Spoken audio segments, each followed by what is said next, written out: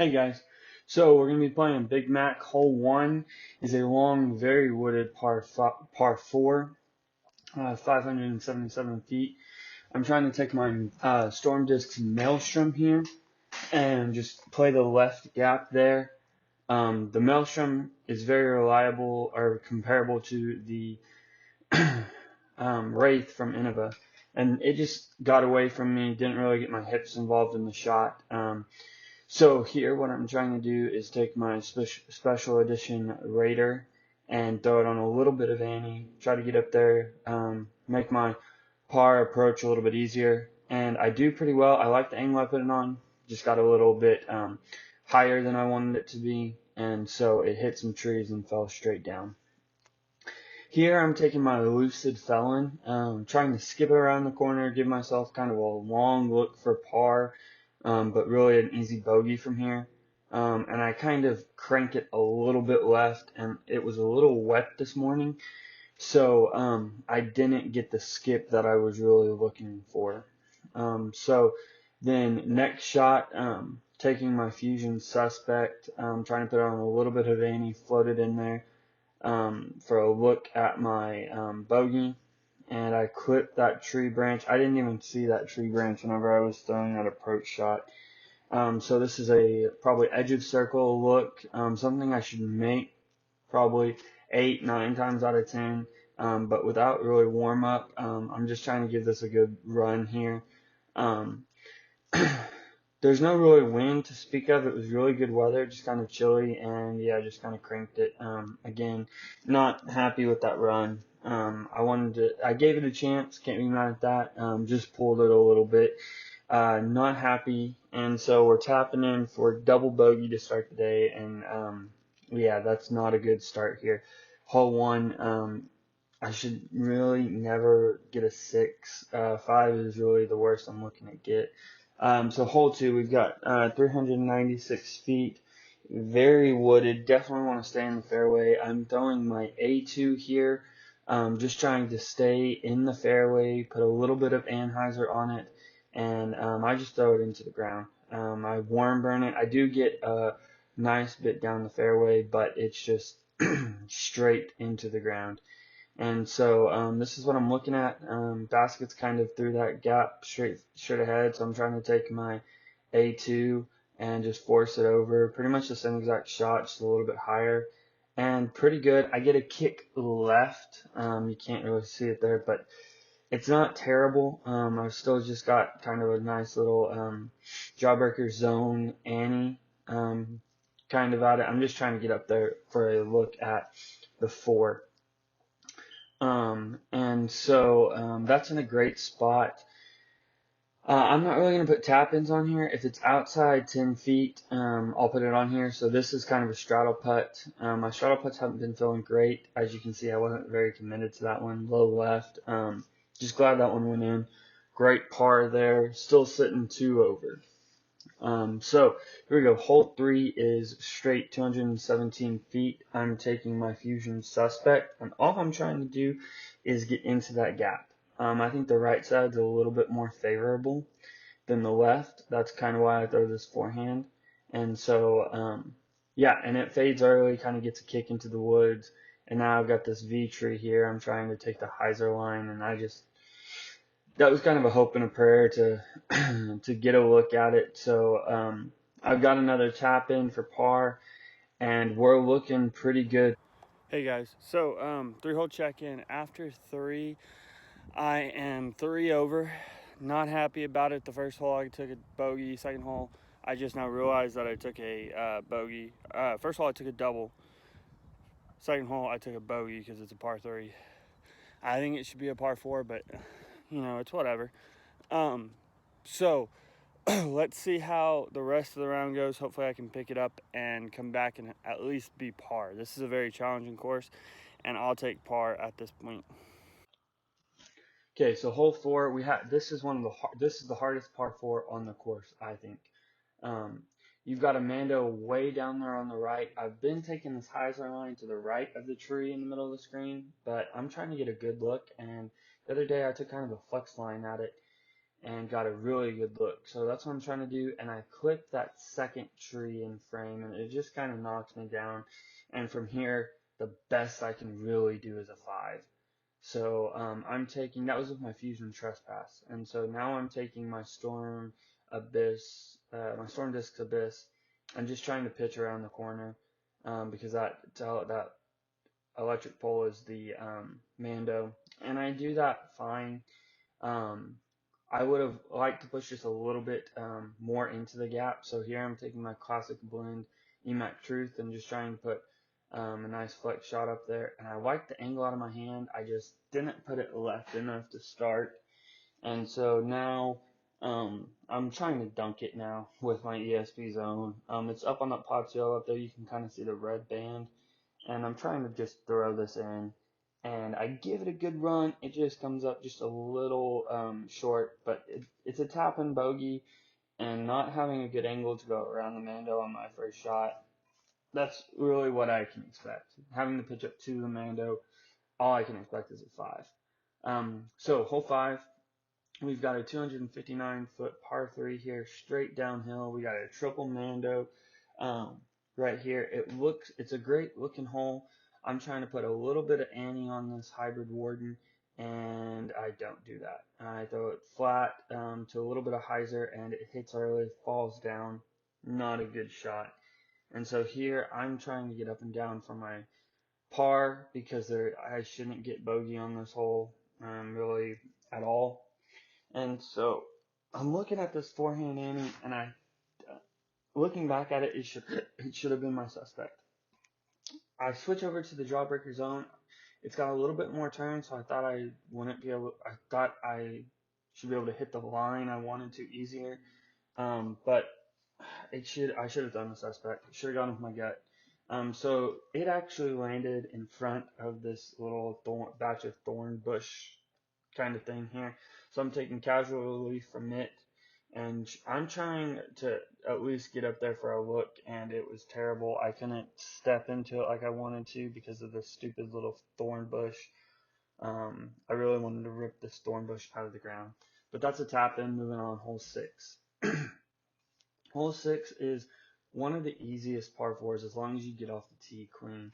This gap is definitely plenty wide for you to just throw something kind of flippy up. And so I'm throwing my Fusion X Maverick here, and it gets to the perfect spot.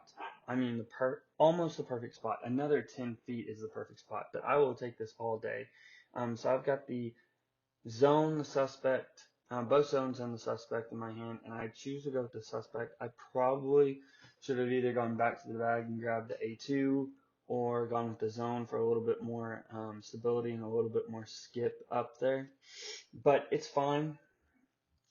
It gives me a look here, and that backstop is right near the basket. So on this putt, all I'm telling myself is get it there. Give it a chance. Give it a chance. Don't leave it short. You left it short. And I am super frustrated at this point. All I wanted to do was give that putt a chance, and I couldn't do it. Hey guys, so 6-hole check-in, not happy. I got a bogey on 5. I should never get a bogey on 5. Oh, my upshot was really where I lost it. My drive wasn't great, but it was still in the fairway. I had to take casual relief from that thorn bush, but gosh, dang it. And then 6, it took me a while, but probably took me my whole 30 seconds to actually throw that shot. I didn't want to show y'all everything, but I just couldn't get over taking that bogey on 6. So once I got over that, I kind of settled down and threw the shot. It was a great shot, exactly where I want to be, right in that opening. And then again, I just fluffed the upshot. I probably should have gone back to the bag and grabbed the A2 instead of the suspect. A little bit more stability, a little bit more skip. And then that putt, all I was doing for that putt was telling myself, don't leave it short. You have the backstop. It's not a hard putt from there. Just don't leave it short. And I left it short. That's why I was so frustrated. And that's why, I let y'all see that. Sometimes I don't let y'all see how frustrated I am, but after that one, I had to, because I'm super frustrated at this point. This front 9 is not as hard as I'm making it look. So let's see if I can finish this front 9 out like I should. Birdie, par, birdie. Let's go. So hole 7 here, we've got a downhill par 5. It's one of the easier par 5s on the course. I'm trying to take my more stable fusion trespass and just get down here. And it kind of ended up in a not okay spot, but it's fine. I've got a run up. I've got a pretty good look at it. So I'm taking my more beat-in fusion trespass, just trying to get it out there on a hyzer. And I do that, and it ends up right under this tree on the left. And right now, I'm thinking, great, I've got a great look at birdie. So I'm taking my gold line striker, and I'm trying to put it right next to the pin. And so I'm putting it pretty much at the T sign over there on 8, letting it fade in to the left. And from here, it looked great. Looked like it was going to be a 5, maybe 10 footer. And it actually turned out, I thought I was behind the basket.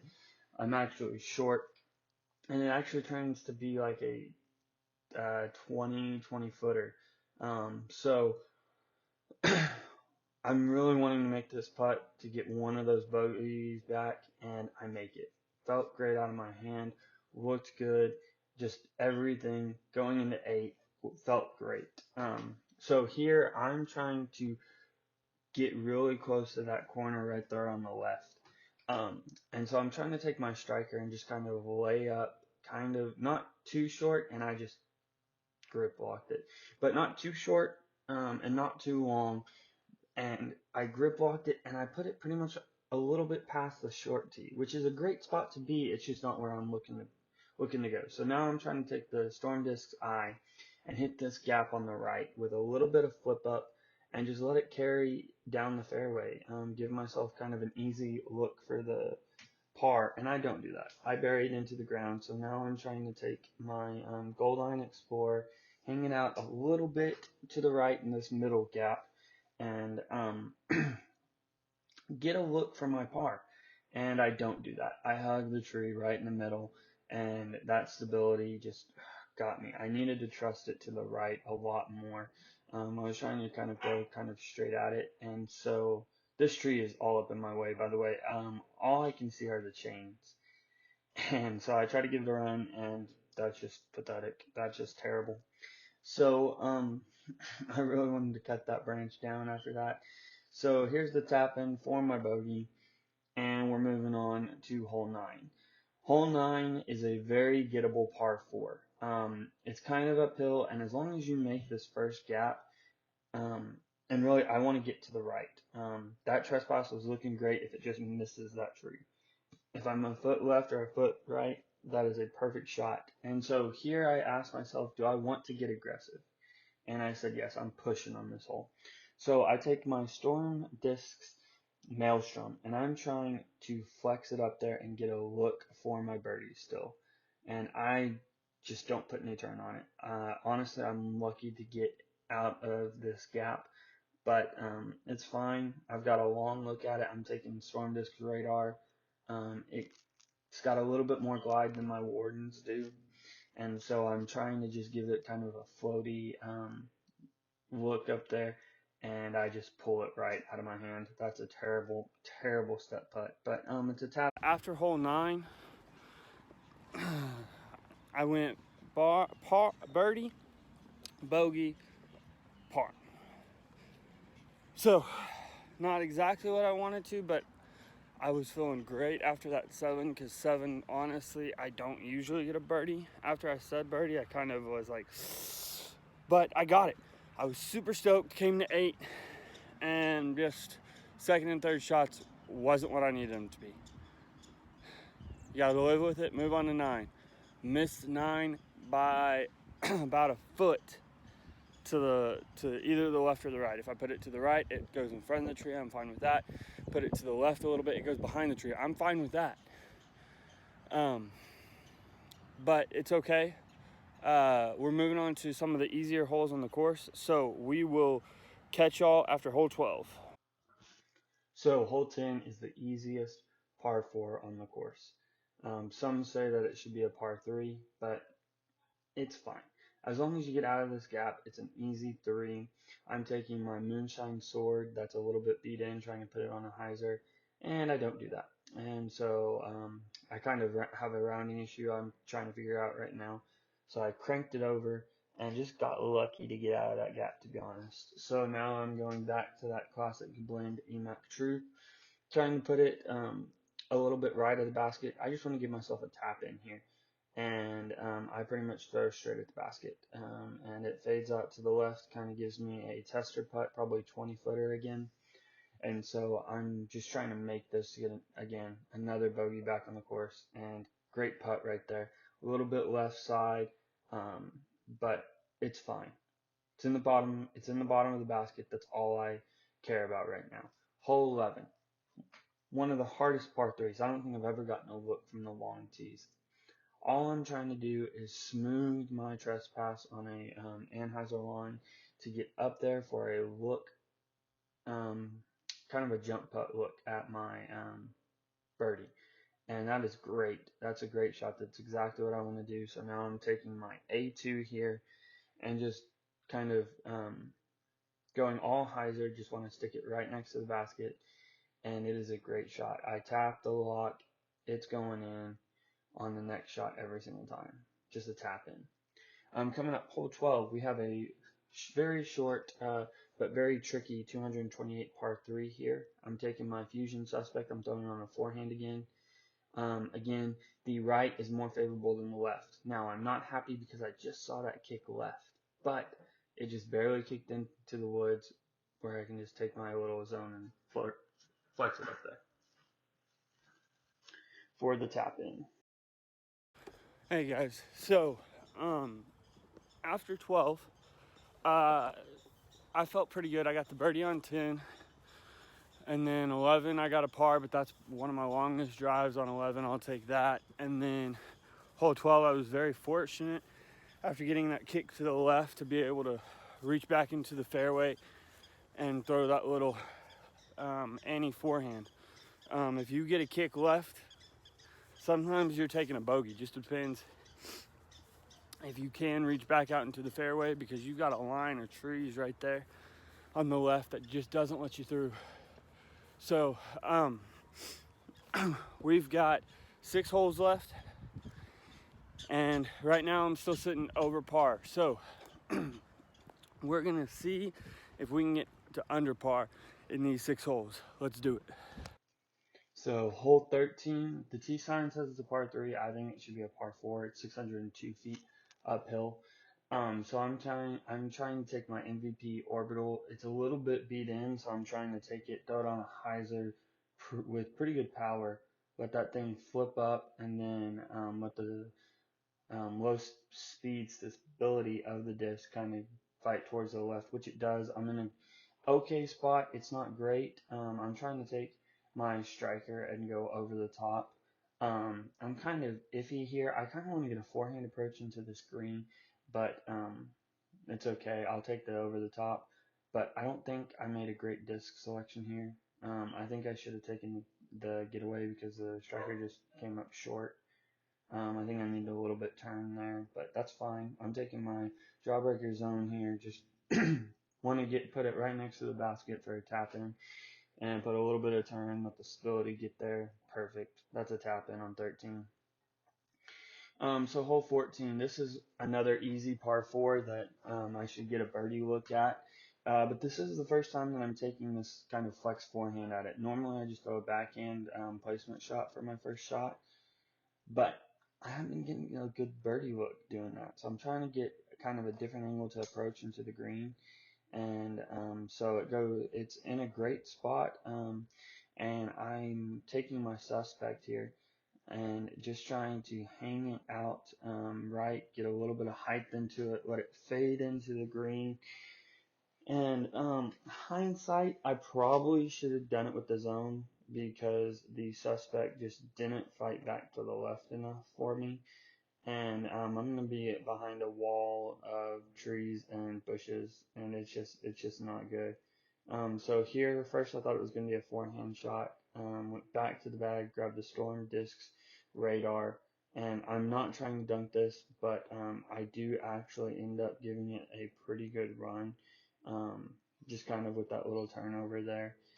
And so that's a tap in on 14. Going to 15. 15 is one of the hardest holes on the course. It is a long 1,000-foot par 5. And so all I'm trying to do here is take my blue trespass, my blue fusion trespass, put a little bit of turn on it. That T sign down there is the short tee. That's all I'm trying to do is kind of put it on the short tee.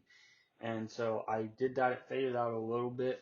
I'm taking my Storm Disc Maelstrom and just trying to play a hyzer out there, and I kind of yank it out of my hand. Gets a little bit flat, but you will, I'm pretty sure, see it fade back into screen right there. That's okay. It's not terrible. It's not what I wanted, but it's not terrible. So right now I'm taking my Fusion, my beat-in Fusion Trespass, or not beat-in, but my more beat-in one than my blue one, and just trying to just smooth it out there, kind of get a good angle for my forehand approach into this green. And that's a great shot right there. Love that shot. It's going to give me a great forehand approach, and I'm going with the Maelstrom. I'm a little bit farther out than I usually am, or really I'm the same distance, but normally I'm going with the Felon. And here I decided to try the Maelstrom, since it's still kind of a new disc to my bag, and I put everything I had into it, and it was great. Skipped right into the trees. Super excited about that. Look for par, and I mean this is just a pretty much formality tap in. Great par right there. Great par. Love it. Hey guys, so super stoked after hole 15. Um, a little disappointed on hole 14. I just yanked my approach. It should be a 3 every single time, especially if I get through that first gap clean, which I did. But enough about that. 15, great par. It is a very tough, very long par 5, and lately I've been getting a 6 on it. Because normally my fourth shot there, I'm usually throwing my Felon and ending up a little bit short. So today I threw my Maelstrom by Storm Discs and just freaking parked it. Super stoked to get that par. Haven't got that par in a while. I got to hit the weight room a little bit so I can get that birdie. Okay, here we go. Hole 16. Again, T sign says it's a par 3. I don't think so because you can't get a look for your birdie at all from the tee. So all I'm trying to do is take my ESP zone, get it out there, skip it around the tree. Great shot. Exactly what I wanted to do. Now I'm just trying to take my A2, get on that top shelf where the basket is, and give myself a look for what I think is a birdie. I'm going to probably be going off U-Discs par instead of the T signs, because that's what a lot of y'all are going to be going off of when you come out here and play our courses out here in Lubbock. And so, great shot with the A2. And this is pretty much a formality. Oh yeah, I remember why I showed this one, because it almost splashed out. Hole 17. 1,002 feet, par 5. This one is another one that just, it's a killer at the end of the round when your arm feels like jelly. So I'm taking my red Fusion Trespass, just kind of smoothing it out there. Skips right behind this tree. There's like one tree that you can kind of reach off the tee, and I reached it. So all I'm trying to do is take this Maelstrom, and I'm putting this one to the test. And I put like everything I could into that, and it just was perfect. It was a great shot, probably 400-foot forehand. And now I'm trying to get cute and throw my getaway, just kind of flip up and then fade to the right of the where the basket is. And I don't. I throw it pretty much straight at the basket, and it fades to the left, puts me in a not so great spot. So again, I'm taking Storm Discs Radar, great putter, and just trying to give it kind of a floaty kind of approach, and I almost put it in. Almost. It was a little short, but it's fine. Hole 18. 293 par 3. This is kind of like hole 5 without the Mandos. All I'm trying to do is put a little bit of turn on my Warden and just let it float down there. And that's pretty much what I do perfectly. And I thought it was a tap in, so I took my phone off my tripod. Jokes, I'm about 20 feet out. So you're not going to see me, but you're going to see the disc go in the basket. Great round. Hey guys, so this is kind of just going to be kind of a post wrap up round, and also I thought this would be a good time to kind of tell y'all what this channel is going to be about and what kind of videos you're going to see on here. So first off, that round went pretty well. I didn't get off to the best start. If I get off on hole 1 and hole 2 better off the tee, then I think I can shoot probably 1 under or even par. But as long as I'm around even par on Big Mac from the long tees, I'm super stoked. I was really happy about that round. That is a great round to have out there, kind of as a high intermediate, low advanced player, which is what I am. And so I'm really super stoked about that. Yes, there's a few miscues, and there's a couple things with my form that I kind of need to fix, and I need to definitely spend more time with a basket and just a bunch of putters in my hand, just get that repetition down. I used to have it down really well, and now I'm just the school year kind of got in the way, and it's just one of those things that, like, if you're not sticking on your game and putting every day, your putting form is just going to get a little bit off. But that's one thing that this channel is going to be about, is kind of my growth and how my talent is growing through these videos. And hopefully I'm repping my sponsors really well. Right now I only have one sponsor, that's Storm Discs. I'm actually on Storm Discs ambassador team. And if you haven't heard of Storm Disc, you're going to. They're a great company, great people. Hope and Kirby Carter out of Lubbock, Texas. They're super duper nice people. If you've gone to any of their events, they've run super smoothly. I'll give you a brief kind of history of their company. It actually started 2 years ago. They started with 3 discs. They started with a distance driver, the Jetstream, a mid-range, the Eye, and a putter, the Crater. The Jetstream was going to be like a destroyer, and that's pretty much what it was. The only problem that most people had with it was it had a little bead on the bottom that just kind of rubbed on your hands whenever you threw it. An honest review from me, I didn't like it on the backhand because of that bead, but it was a great forehand disc. That bead just didn't really get in the way kind of in my forehand, so I didn't mind forehanding it. It was just kind of when I tried to backhand it, it just kind of gave me a blister on my finger. So it's actually out of production. You can still get some. Kirby still has some, and there's still some on their website. They're just not going to be making anymore. And the next disc they came out with was the Eye. And the Eye is a great beginner-friendly disc. When a beginner comes up to me and asks what I should be throwing, I hand them an Eye. It's a great disc to start people out with. It has a little bit of turn, and it just glides for days. For a beginner, it throws really straight with a little bit of fade at the end. Then they came out with the Crater, and the Crater is kind of a harp zone, kind of an overstable approach disc. It's got like an indention thumb track, kind of like the GTs from Discraft. That's kind of what it is, except for without the ridges in there. And it's a great disc. It's pretty overstable, and it does what it's supposed to do, which is just get to the ground and stop pretty much once right where it hits.